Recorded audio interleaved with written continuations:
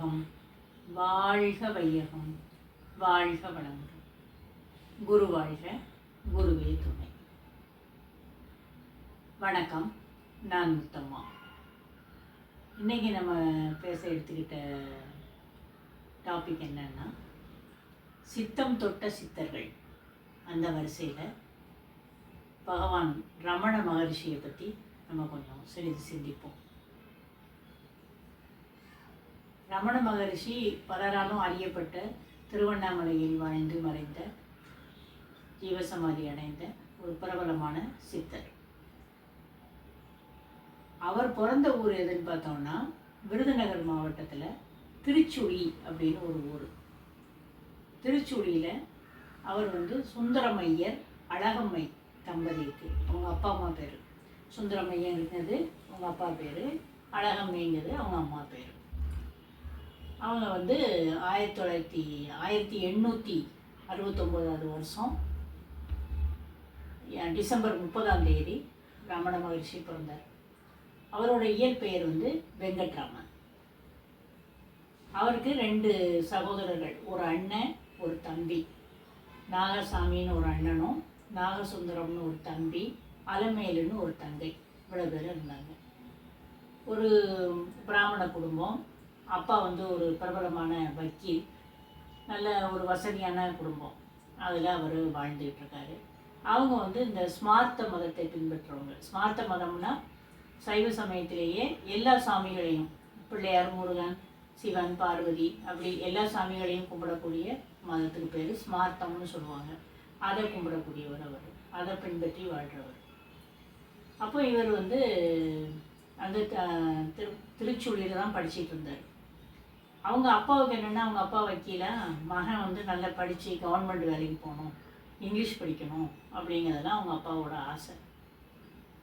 அப்போ அவர், ஆனால் திருச்சூழியில் தமிழ் மீடியம் தான் இருக்குது. அங்கே கொஞ்ச நாள் படித்தார். அதுக்கப்புறம் அவங்க ரமணரோட மாமா மதுரைக்கு டிரான்ஸ்ஃபர் ஆகி போனார். போகும்போது அவங்க அப்பா என்ன பண்ணிட்டாங்க, ரமணரோட அப்பா அவரோட அண்ணனையும் ரமணரையும் மாமா வீட்டுக்கு அனுப்பிட்டாங்க. அனுப்பி மதுரையில் இங்கிலீஷ் மீடியத்தில் படிக்க சொல்லி அனுப்பிட்டாங்க. அப்போ அவங்க மிடில் ஸ்கூலில் உள்ள படித்தார். அதுக்கப்புறம் ஹை ஸ்கூலில் சேர்ந்து அமெரிக்க மிஷன் அப்படிங்கிற ஒரு ஸ்கூல், அதில் சேர்ந்து 10th வரைக்கும் படித்தார். ஆனால் இவருக்கு ஒரு நல்ல ஸ்டூடெண்ட்டுன்னு பேர் வாங்கினார். எதையும் ஒரு தடவை கவனிச்சுட்டா அதை கரெக்டாக சொல்லிடுவார். அந்த மாதிரி இருந்தார். ஆனாலும் இதையெல்லாம் தாண்டி அவருக்கு வேறு இதுலேயோ ஒரு ஈர்ப்பு இருந்தது. இதில் கவனம் இல்லை.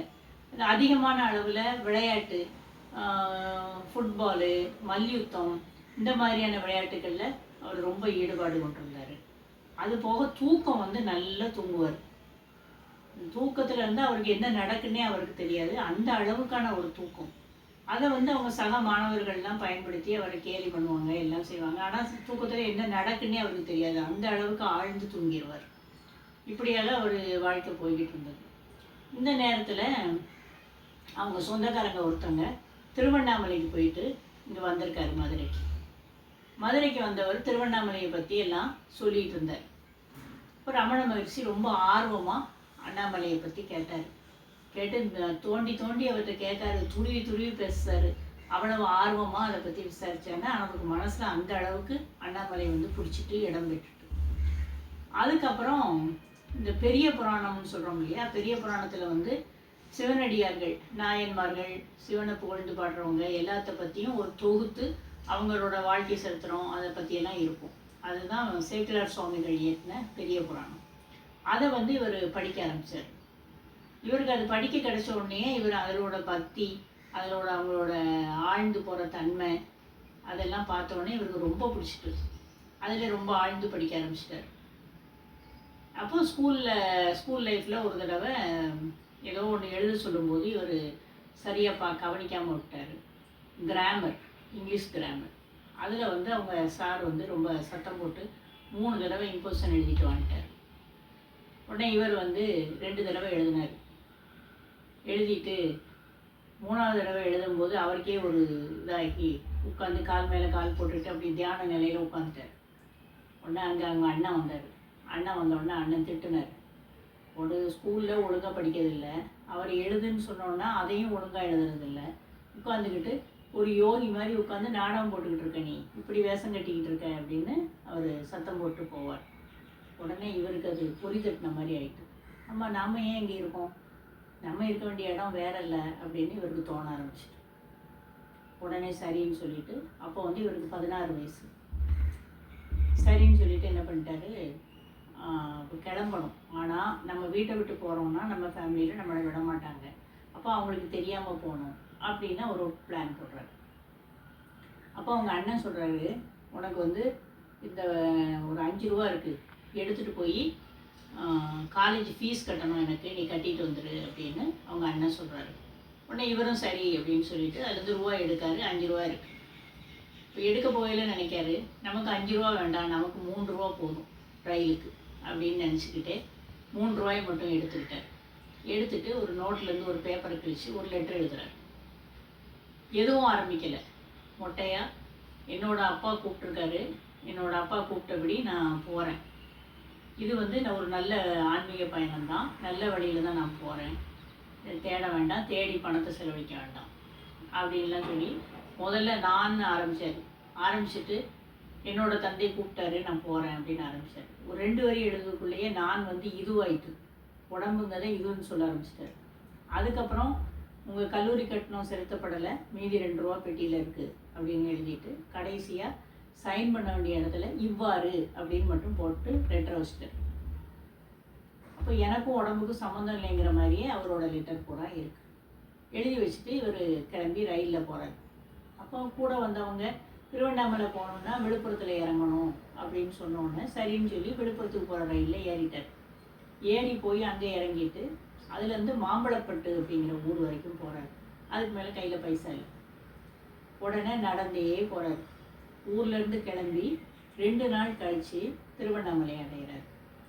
திருவண்ணாமலை அடைஞ்ச உடனே அவருக்கு ஒரே சந்தோஷம். அங்கே போய் சேர்ந்தோடனே கோயிலில் போய் சாமி கும்பிட்டுட்டு அப்படியே இருக்கார். பிறகு கொஞ்சம் பணம் தேவைன்னொடனே காதில் போட்டிருக்க கடுக்கனை கலத்தி விற்று அதுலேருந்து ரூபாயை வச்சுக்கிட்டு இருக்கார். திடீர்னு அவருக்கு தோணுது, நமக்கு எதுக்கு இந்த ரூபாலாம் அப்படின்ட்டு ரூபாயை பூரா குளத்தில் தூக்கி போட்டிருக்காரு. நான் இந்த பணத்தை என் கையால் தொட மாட்டேன் அப்படின்னு கிணத்துல குளத்தில் போட்டுருக்காரு. குளத்தில் போட்டுட்டு ட்ரெஸ் எல்லாம் அவுத்து போட்டுட்டு ஒரு வேட்டியை கிழித்து அதை ஒரு கோமணம் மாதிரி கட்டிக்கிட்டு உட்காந்துருந்தார். முதல்ல திருவண்ணாமலையில் ஆயிரங்கால் மண்டபத்தில் இருந்தார். அப்படி ஒவ்வொரு இடமா அங்கே இருந்து அதுக்கு பிறகு அங்கே இருந்து அப்படியே போய் பாதாள லிங்கத்துக்கு பக்கத்தில் போய் உட்காந்தார். ஆனால் எல்லா இடத்துலையுமே சிறுவர்கள் வந்து தொந்தரவு கொடுக்காங்க. அவங்க இவர் உட்காந்துருக்கிறத பார்த்துட்டு இவரை கல்லால் அடிக்க, பேச, தட்ட இப்படி பண்ணும்போது இவருக்கு அது எதுவுமே உணர்ந்துக்கிட முடியலை. ஆனால் முழிச்சு ஒரு நினைவு வந்து பார்க்கும்போது மேலே காயம் இருக்கிறதெல்லாம் உணர்ந்தார். உடனே சரி நம்ம இங்கே இருக்க வேண்டாம் அப்படின்ட்டு பாதாள குகைக்குள்ளே போயிடுறார். பாதாள குகைக்குள்ளே போன உடனே அங்கே உட்காந்து தவம் பண்ணுறார். அப்படியே எதையுமே அறியாமல் அப்படியே உள்ளேயே ஆழ்ந்துருந்தாரு. ஒரு 6 வாரம் அப்படியே இருக்கார். அப்போ வந்து அங்கே திருவண்ணாமலையில் இருக்கிற சேஷாத்திரி சுவாமிகள்னு ஒரு துறவி, அவர் அங்கே தச்சையில் வந்தவர். இவர் இருக்கிறத பார்த்தோன்னா இளம் வயசு பையன் இப்படி இருக்கானேன்னு பார்த்தா இந்த பூச்சியெல்லாம் கடிச்சு அதெல்லாம் புண்ணாகி அது புழு வச்சு அப்படி ஒரு அவஸ்தையில் அவர் இருக்கிறத இவர் கவனிச்சிருந்தார். அதுக்கப்புறம் ஆட்களை கூப்பிட்டு அவரை மெதுவாக தூக்கி வெளியே கூப்பிட்டு வராங்க. வெளியே கூப்பிட்டு வந்து சுப்பிரமணிய சுவாமி சந்நிதியில் வச்சு அவருக்கு எல்லாம் உடம்பெல்லாம் க்ளீன் பண்ணி வச்சு அவரை உட்கார வைக்காங்க. அவர் திரும்ப அங்கே கொஞ்ச நாள் இருக்கார். அப்போவும் அவருக்கு எதுவுமே தெரியல. பக்தர்கள் வந்து சாப்பாடை எடுத்து வாய்க்குள்ளே திணிச்சா தான் அந்த சாப்பிட்றாரு. அப்போ அவர் சாப்பிட்றதுக்கும் தண்ணி குடிக்கிறதுக்கு மட்டும்தான் உடம்பு அசைக்காரு. அப்படியே ஆழ்ந்திருக்கார். இப்படியாக அவரோட தவம் தொடர். சேஷாத்திரி சுவாமிகள் நல்ல பக்கத்தில் இருந்து தன்னோட குழந்தை மாதிரி அவர் பாதுகாத்தார். அதுக்கப்புறம் அவருக்கு பக்தர் கூட்டம் பெருகிடுது. இவர் ஒரு பிராமணர் அப்படிங்கிறத தெரிஞ்சுக்கிட்டு எல்லாரும் பிராமண சுவாமி அப்படின்னு அவரை கூப்பிட ஆரம்பித்தாங்க. வெங்கட்ராமன்கிறது யாருக்குமே தெரியாது, பிராமண சாமி அப்படின்னு கும்பிட ஆரம்பிக்காங்க. கூட்டமாக நிறைய கூட்டம் வருது. அப்போ அங்கே சுப்பிரமணிய ஐயர்னு ஒருத்தர், அவர் வந்து அப்பப்போ இவரை பார்த்துட்டு போவார். அந்த இடத்துல ஒரு மலையாளி ஒருத்தர் பழனிசாமின்னு ஒருத்தர் ஒரு கோயிலில் வந்து சாமி கும்பிட்டுக்கிட்டு பூசை பண்ணிக்கிட்டு இருக்கார். அப்போ இந்த சுப்பிரமணிய ஐயருங்கிறவர் பழனிசாமிகிட்ட சொல்கிறாரு, எதுக்கு கல்லுச்சாமியை போட்டு கும்பிட்டுக்கிட்டு இருக்க, உண்மையான சாமியே அங்கே இருக்குது, நீ அங்கே போய் பாரு அப்படின்னு சொல்கிறார். ஒன்று சரி அப்படின்னு சொல்லிட்டு இவர் இங்கே வாராரு, வந்தோடனே ரமணரை பார்த்து அவரால் ஈர்க்கப்பட்டு தொடர்ந்து ஒரு 21 வருஷம் அவரோட காலம் முழுவதும் ரமண மகரிஷியோட இருந்து பணிவிடை செஞ்சுக்கிட்டு இருந்தார். அதுக்கப்புறம் இங்கேருந்து அவர் விருப்பாட்சி குகைக்கு போனார். அந்த நேரத்தில் கணபதி முனி அப்படின்னு ஒருத்தர், அவர் 1903 இவரை பார்த்தாரு. முதல்ல 7 வரைக்கும் இவர் மேலே இருந்து இவர் மேலே ஆராய்ச்சி எல்லாம் பண்ணி அதுக்கப்புறம் இவரை குருவாக ஏற்றுக்கிட்டார் அவர். அப்போ அவர் தான் முதல்ல பகவான் ரமண மகரிஷி அப்படின்னு அவரை அழைக்க சொன்னது அவர் தான். அதுலேருந்து தான் இவர் ரமண மகரிஷின்னு எல்லாருமே கூப்பிட சொன்னாங்க. அது வரைக்கும் பிராமண சாமியாக தான் இவர் இருந்தார். இப்படி இருக்கும்போது நிறைய அவரோட ஆராய்ச்சிகள் என்னன்னு பார்த்தீங்கன்னா, நான் யார் அப்படிங்கிறது அவரோட மெயின் டாபிக். உடம்பா உயிரா என்னது அப்படின்னு இந்த விடுதலை ஆகிறதுக்கு முன்னாடியே, அவர் அங்கேருந்து ஊர்லேருந்து கிளம்புறதுக்கு முன்னாடியே முக்கிய காரணமாக இருந்தது என்னன்னா, ஒரு இரவில் அவருக்கு ஒரு சாக போகிறோங்கிற ஒரு அனுபவம், மரண அனுபவம்னு சொல்லுவாங்க, அது ஏற்படுது அவருக்கு. திடீர்னு மூச்சடக்கி நம்ம இப்போ செத்து போயிடுவோம் அப்படின்னு அவருக்கு தெரியுது. ஆனால் நான் நல்ல ஆரோக்கியமாக இருக்கேங்கிறதும் அவருக்கு தெரியுது. அப்போ சாகும்போது எது சாகுது அப்படின்னு அவர் தள்ளி நின்று வேடிக்கை பார்க்க மாதிரி பார்க்காரு ரமணர். உடம்பு சாகுதா, என்ன சாகுது, எனக்கு என்ன நேருது, சாவுங்கிறது என்னது அப்படிங்கிறத அவர் அதில் ஆராய்ச்சி பண்ணுதார். அப்போ அவருக்கு அது தெரிய மாட்டேங்குது, ஆனால் அதில் ஆழ்ந்து உள்ளே போய்கிட்டே இருக்கார். அந்த அனுபவம் தான் அவரை குடும்பத்தை விட்டு துறவரத்துக்கு வர்றதுக்கு ஒரு முக்கியமான காரணமாக இருந்தது. அப்போ அதையே அவர் பிடிச்சிக்கிட்டு அதுக்குள்ளேயே போகிறார். அவர் என்ன எதனால ஏற்படுது அப்படிங்கிறது. நான் யார் அப்படிங்கிறது தான் அவரோட முக்கியமான இது. இவர் அத்வைதத்தை பின்பற்றுவர். நிறைய பேருக்கு நான் குரு அப்படின்னு அவர் எப்போவுமே யார்ட்டையும் சொல்லிக்கிட்டது இல்லை. நான் தான் குரு, நான் உங்களெல்லாம் சிசிராக ஏற்றுக்கிட்டு இருக்கேன்னு சொன்னதில்லை. ஆனால் மக்கள் தான் அவரை குருவாக ஏற்றுக்கிட்டு அவர்கிட்ட வந்தாங்க. நிறைய அற்புதங்கள் பண்ணியிருக்காரு, நிறைய இது பண்ணியிருக்காரு, மக்களுக்கு நிறைய உணர்த்தியிருக்காரு. எதுனாலும் உள்ளே போ, நீ யாருங்கிறத பாரு, அதை நீ ஆராய்ச்சி பண்ணிட்டேன்னா உனக்கு பிரச்சனை இல்லை. நீ நான் தான், அந்த உடம்பு தான் நான்னு நினைக்கிறது தான் நமக்கு துன்பத்தை கொடுக்கு. நமக்கு நிலையான இன்பத்தை கொடுக்கறது எதுன்னா, நம்ம யாருங்கிறத நம்ம கண்டுபிடிச்சிட்டோம்னா நமக்கு நிலையான இன்பம் இருக்கும். நீங்கள் மக்கள் துன்பத்தில் கஷ்டப்படுறதுக்கு காரணம் இந்த உடம்பு தான் நான் நினைக்கிறது தான் அப்படிங்கிறது தான் அவரோட தத்துவம். இதைத்தான் அவர் முழுமையாக இது கொண்டுட்ருக்கார். இந்த நேரத்தில் அவர் விருபாட்ச குகைன்னு இருக்குது, அந்த இடத்துல அவர் அப்பப்போ அங்கே போயிருப்பார். அது நல்ல உயரத்தில் இருக்குது. ஆனால் பக்தர்கள் கூட்டம் கடுமையாக வர ஆரம்பிச்ச உடனே இவங்களை காப்பாற்றுறதுக்காக என்ன பண்ண வேண்டி அவர் உட்கார்ந்துருக்க இடத்த சுற்றி மூங்கில் கம்பு நட்டு ஒரு தனியாக ஒரு இது மாதிரி பண்ணிடுவாங்க. பக்தர்கள் அந்த பக்கம் இருந்து பார்க்குற மாதிரி, இல்லைன்னா அவருக்கு நிறைய தொந்தரவாகுது. இந்த மாதிரியெல்லாம் அவரை பார்த்துட்டு இருந்தாங்க. இப்போ விருபாட்ச குகையில் இருக்கும்போது ஒரு நாள் சாயங்கால நேரம் நிறைய பக்தர்கள் அவரை பார்க்க வராங்க. பார்க்க வந்தோடனே எல்லாரும் பார்த்து பேசிகிட்டு இருக்கையிலேயே திடீர்னு மழை லேசாக ஆரம்பிக்குன்னு பார்த்தா பெரிய மழையாயிட்டு பக்தர்கள் வெளியே வர முடியாது. அவங்க மலையை விட்டு கீழே இறங்கணும். அவ்வளவு கஷ்டத்தில் அவங்க என்ன செய்யன்னு தெரியாமல் எல்லோரும் இருக்காங்க. 8 மணி ஆயிட்டு. 8 மணி ஆன உடனே பசிக்க ஆரம்பிச்சிட்டு எல்லாத்துக்குமே. ஆனால் இங்கே குகையில் 2 பேருக்கு தான் சாப்பாடு இருக்குது. அப்போ என்ன செய்ய அப்படின்னு தெரியாமல் அந்த பழனிசாமிங்கிற உதவியாளர் என்ன பண்ணன்னு தெரியாமல் மகரிஷியவே பார்த்துட்ருக்காரு. பார்த்துட்டு இருக்கும்போது உடனே மகரிஷி சொல்கிறாரு, சரி எல்லாத்துக்கும் பசிக்கல, நீ இருக்க சாப்பாட்டை எல்லாத்துக்கும் சேர்த்து கொடு அப்படின்றத. உடனே இவர் சாப்பாட்டை ரெடி பண்ணிவிட்டு எல்லாத்துக்கும் ஒவ்வொரு உருண்டை, சின்ன உருண்டையாக பிடிச்சி கொடுக்காரு. அங்கே ஒரு 20-30 பேர் இருப்பாங்க. 2 பேருக்குள்ள சாப்பாட்டை இவர் 30 பேருக்கு பகிர்ந்து கொடுக்கணும். இப்படி அது 3 ரவுண்டு கொடுத்துட்டாரு. 3 உருண்டை கொடுத்த உடனேயே இந்த வந்திருக்க பக்தர்களுக்கெல்லாம் என்னமோ பெரிய விருந்து சாப்பாடு வடை பாயசோடு சாப்பிட்ட மாதிரி வயிறு நிறைஞ்சிட்டு, தண்ணி குடிக்க கூட வயிற்றுல இடம் இல்லை, அந்த அளவுக்கு வயிறு ஃபுல்லாகிட்டான். ஆனால் எல்லாரும் ரொம்ப ஆச்சரியமாக ரமண மகரிஷியை கும்பிட்டுக்கிட்டு இருக்காங்க. ஏன்னா இருந்த சாப்பாடு கொஞ்சம், அது 30 பேருக்கு இருந்தது காணாமல் அவங்களுக்கும் ஃபுல்லாக இருக்குது அப்படின்னு எல்லாரும் ஒரு ஆச்சரியத்தோடு எல்லாம் ரமண மகரிஷியோட அருள்னு எல்லாரும் அவரை கும்பிடுறாங்க. ஆனால் அப்போவும் அவர் சிரிச்சுக்கிட்டே அவர் பாட்டுக்கு இருக்கார். பேச்சு குறைய அவருக்கு. அவர் மௌனத்தை தான் சிறந்த வழியாக ஏற்றுக்கிட்டார். ஆரம்ப காலங்கள்லாம் அவர் பேசவே மாட்டார், முழுமையான மௌனத்தில் தான் அவர் இருப்பார். இப்போ இப்படி போயிட்டுருக்கல இவங்களை தேடிக்கிட்டு வராங்க நிறைய பேர். இந்த நேரத்தில் தான் ஒரு பக்தர் கேட்காரு, நீங்கள் யாருங்கிறத உங்கள் பேரையும் ஊரையும் சொல்லுங்கள், நீங்கள் மௌனத்தை கலைக்க வேண்டாம், இந்த பேப்பரில் எழுதி காட்டுங்கன்னு கொடுக்காரு. ஆனால் இவர் ஒன்றுமே சொல்லாமல் இருந்தோடனே அவர் பக்தர் சொல்கிறாரு, நீங்கள் எழுதி காட்டுற வரைக்கும் நான் சாப்பிட மாட்டேன், இந்த இடத்த விட்டு போக மாட்டேன் அப்படின்னு சொல்லிட்டு உட்காந்துருந்தார். உடனே இவர் வெங்கட்ராமன் திருச்சுழி அப்படின்னு எழுதி பண்ணார். வெங்கட்ராமன் திருச்சுழின்னொன்னே எல்லாரும் சரி அப்படின்னு நினச்சிக்கிட்டாங்க. அப்போ இந்த பேச்சு பரவி திருச்சுழியில் உள்ளவர்னு தெரிஞ்ச உடனே இது மெதுவாக ரமண மகர்ஷியோட மாமாவுக்கு தெரிஞ்சு அவர் வாரார். வந்து மன்றாடுதார மருமகனை கூட்டிகிட்டு போயிருந்தோம். இவர் பதிலே பேசலை. அதுக்கப்புறம் கொஞ்ச நாள் கழித்து அவங்க அம்மாவும் அண்ணனும் வராங்க. வந்து எவ்வளவோ மன்றாடுதாங்க. இவங்க பதிலே சொல்லலைன்னொன்னே பக்தர்கள்ட்ட நீங்களாவது உதவி செய்யக்கூடாதா அப்படின்னு கேட்கும்போது சரின்னு சொல்லிட்டு பக்தர்கள் வந்து திரும்ப அவங்கள கம்பல் பண்ணி எழுதி கொடுங்க அப்படின்னோடனே எதுவும் நிலையானது இல்லை, நீ என்ன இது பண்ணாத, நீ கிளம்பு அப்படின்ட்டு இருக்காங்க. அப்புறம் அவங்க அம்மாவும் வருத்தத்தோட ஊருக்கு போயிருக்காங்க. இப்படியா போய்கிட்டு இருக்கு. பிறகு கொஞ்ச நாள் கழித்து அவங்க மூத்த அண்ணன் இறந்து போயிருந்தாங்க. அதுக்கப்புறம் இந்த அம்மாவும் அவரோட இளைய மகனும் அங்கேருந்து வந்து திருவண்ணாமலையில் ரமணர் கூடவே இருக்காங்க. அப்போ இவங்களுக்கு இடம் நிறைய போதாது, ரொம்ப கூட்டம் வருதுன்னு ஸ்கந்தாசிரமம்னு ஒருத்தர் கட்டுறாரு. அவங்க பக்தர் ஒருத்தர் கட்டி அவரை வந்து அங்கே வந்து ரமணர் அங்கே இருக்க சொல்கிறாரு. அந்த இடத்துலையே அவங்க அம்மாவும் போயிருக்காங்க. அவங்க அம்மாவும் துறவரம் கொண்டு தீட்சை எடுத்துக்கிட்டாங்க. அந்த இதோட சமையலறை பொறுப்பெல்லாம் அந்த அம்மா எடுத்துக்கிட்டாங்க. இவங்க தாயை நல்லா கவனிச்சுக்கிட்டாரு ரமணர். அதே மாதிரி தம்பியும் நாகசுந்தரங்கிறவர் நிரஞ்சானந்தா அப்படிங்கிற பேரில் துறவரம் ஏற்றுக்கிட்டாரு. அவரை சின்னச்சாமி அப்படின்னு எல்லாரும் கூப்பிடுவாங்க. கூப்பிட்டு அவரும் அங்கே வாழ்ந்துக்கிட்டு இருக்காரு. அதுக்கு பிறகு கொஞ்ச நாள் கழித்து இந்த அம்மா இறந்து போயிடுறாங்க.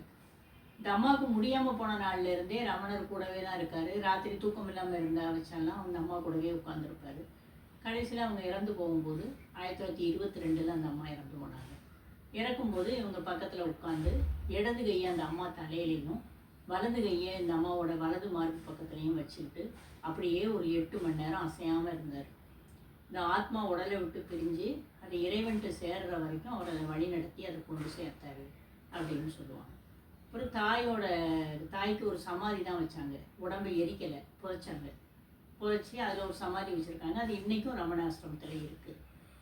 அப்போது இவர் வந்து அதில் பசு, ஒரு மயில், கிளி, நாய், குரங்கு இப்படி நிறைய மிருகங்கள் பறவைகள் கூடவும் ரொம்ப அன்பாக இருப்பார்.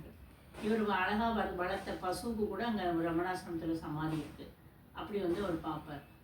வெளிநாட்டிலிருந்தும் மேற்கத்திய நாடுகள்லேருந்தும் நிறைய பேர் இவரால் கவரப்பட்டு இவரை வந்து பார்ப்பாங்க. அப்போ வந்து மேற்கத்திய நாட்டில் உள்ள அன்பர் ஒருத்தர் வந்து ஹான்ஸ்பர்க்குன்னு நினைக்கிறேன், அவர் வந்து இவர்கிட்ட கேட்டார் ரமணர்கிட்ட, இந்த உலகத்துக்கு நான் என்ன செய்யணும் அப்படின்னு கேட்டார். உலகத்துக்கு நீ என்ன செய்ய போகிற, நீ உனக்கு நல்லது செய்ய, உனக்கு நல்லது செஞ்சால் போதும், நீ வேற உலகம் வேற கிடையாது, ரெண்டும் ஒன்று தான், நீ உனக்கு நல்லது செய்யினார்.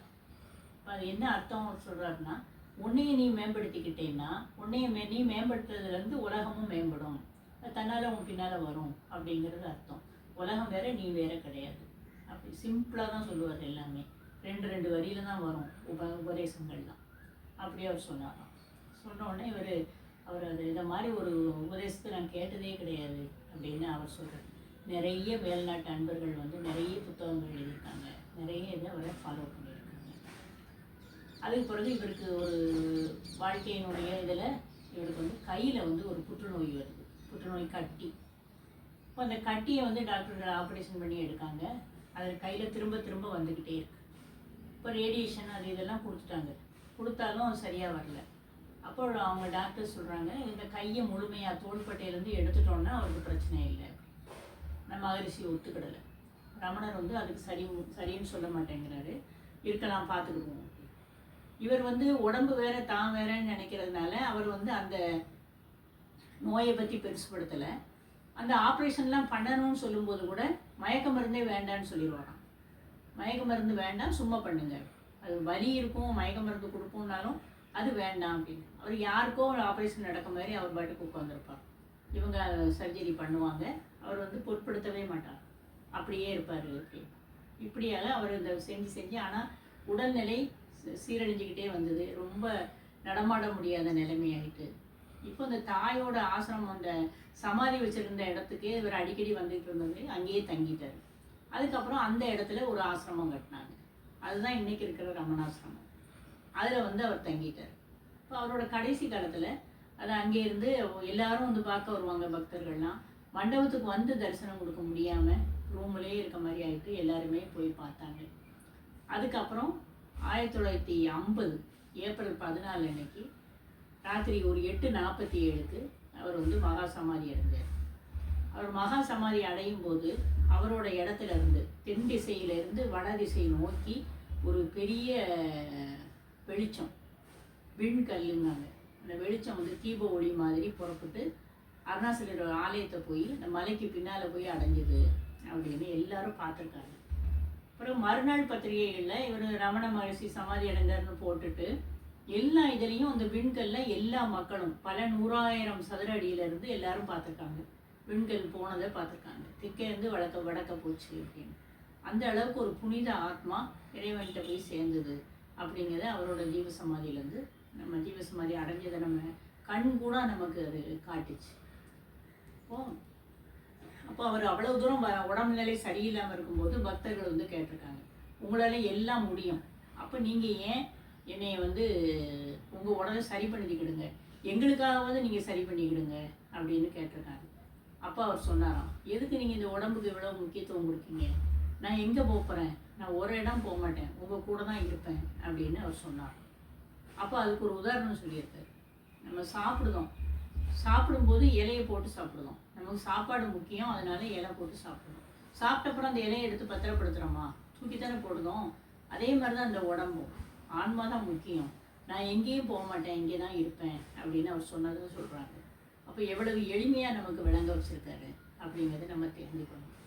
இப்போ இத்தகைய ரமண மகரிஷியோட புகழ் வந்து இன்னைய வரைக்கும் 50களில் அவர் மறைஞ்சிட்டாரு. இன்றைய ஜெனரேஷனில் நிறைய பேர் அவரை பார்த்துருக்காங்க, அவரை குருவாக ஏற்றுக்கிட்டு எல்லாம் பண்ணிக்கிட்டு இருக்காங்க. ஆனால் இன்றைக்கும் அவர் வந்து ஒரு இயேசுபிரான் இவங்கள மாதிரி, புத்தர் மாதிரி ஒரு புனித ஆத்மாவாக, புனித கடவுளாக, கடவுளின் பிரதிநிதியாக தான் அவரை நம்ம இன்னைக்கு நினைக்கிறோம்.